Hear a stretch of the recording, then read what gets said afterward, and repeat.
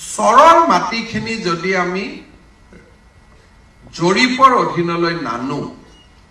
তেতিয়াহ'লেকে চৰবিলাকত সদায় এটা মাতব্বৰী শাসন ব্যৱস্থা চলি থাকিব মৰিগাঁও জিলাৰ উপায়ুক্তই খুব ভাল কৰি ক'ব পাৰিব ওৰাঙত যেতিয়া আমি মানুহক এভিকশন কৰিছিলো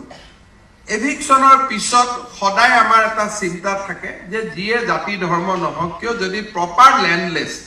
মানুহখিনিতো ৰাস্তাত বহি থাকিব নোৱাৰে কবাত আমি বহুৱাব লাগে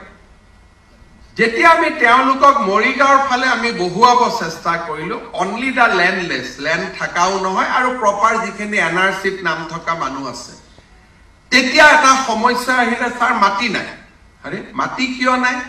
বোলে ৭২ জন মাতব্বৰৰ অধীনতহে মাটি আছে আৰু মাতব্বৰে নিদিলে মাটি কোনেও তাত ল'ব নোৱাৰে এটা বহুত সময়ত বাগবৰ জনিয়াৰ পৰাহে যে খহনীয়া হৈ গ'ল খহনীয়া হোৱাৰ কাৰণে মাটি নাই অথচ মই হেলিকপ্টাৰ ওপৰ দি গ'লে মাটিয়ে মাটি দেখো এটা মাটি নাই মানে কি সকলোৱে ৭ বিঘা পোৱাৰ পিছত মাটি নাই নে কোনোবাই ৩০০ বিঘা লৈ থকা কাৰণে মাটি নাই তাৰ উত্তৰ কাৰো হাতত নাই হাজাৰ হাজাৰ বিঘা মাটি গলে গম পায় এতিয়া শোণিতপুৰ জিলাত কেইটামান চৰ আছে য'ত নেকি লালে টপু কয় না কি লালে টাপু আদি চৰ আছে চৰকাৰৰ মাটি নাই বিচাৰিলে মাটি নাই কিন্তু মাতব্বৰৰ হাতত ৩০০ বিঘা মাটি আছে এখন চৰকাৰে যে চৰত মাটি পত্তন দিব নালাগে সেই শব্দটোৰ কাৰণে আজি আমি এটা মাতব্বৰী শাসন ব্যৱস্থা এটা অসমত আমি আৰম্ভ কৰিছো মিছন বসুন্ধৰা ৪ৰ কাৰণে আপোনালোকে আৰম্ভ কৰক যে স্থায়ী চৰ কোনখিনি যিখিনি ইকোলজিক্যালি চ্যালেঞ্জেবল নহয়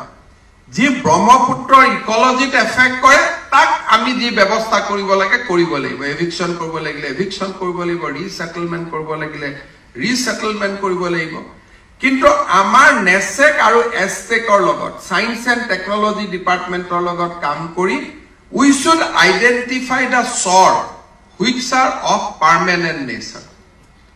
তাৰ পিছত আপোনালোকে ভোটাৰ লিষ্টত হিসাব কৰক যে ৫০০০ বিঘা মাটি ভোটৰ সেন্টাৰ এটা তাৰমানে ১০০০টা ভোট ৩০০টা পৰিয়াল ৫০০০ বিঘা মাটি হেতুটো সাস্টেইনেবল নহয় ৭ বিঘা কৰিয়ে মাটি পাব ৭ বিঘা ইনটু ৩০০ বিঘা মাটি গল বাকি ২১ বিঘা সরকারি মাটি হল তার গৰাকী সৰকাৰ হয় গতিকে মিছন বসুন্ধৰা ৪ৰ সময়ত চৰত মাতব্বৰৰ শাসন শেষ কৰি আইনৰ শাসন প্ৰতিষ্ঠা কৰাৰ দিশত আমি আগবাঢ়িব লাগিব তাৰ কাৰণে অসমৰ জাতীয় সংগঠনসমূহৰ লগতো মই আলাপ আলোচনা কৰিম কাৰণ বাস্তৱৰ পৰা দূৰত থাকিলে আমি কোনেও আগবাঢ়িব নোৱাৰিম সেই দিশতো আমি আলাপ আলোচনা কৰিম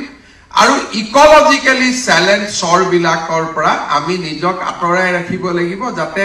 সেই চৰবিলাকক আমি কাকো বন্দবস্তি নিদিও সেই চৰবিলাকৰ পৰা প্ৰয়োজন হলে আমি মাটি নতুন জায়গাবিলাকলৈকে যত নতুন সাৰপ্লাস মাটি উলাব তালৈকে আমি স্থানান্তৰ কৰিব লাগিব আৰু তাত আমি প্ল্যান্টেশন কৰিব লাগিব যাতে ব্ৰহ্মপুত্ৰৰ ইকোলজি আমি ৰক্ষা কৰিব পাৰোঁ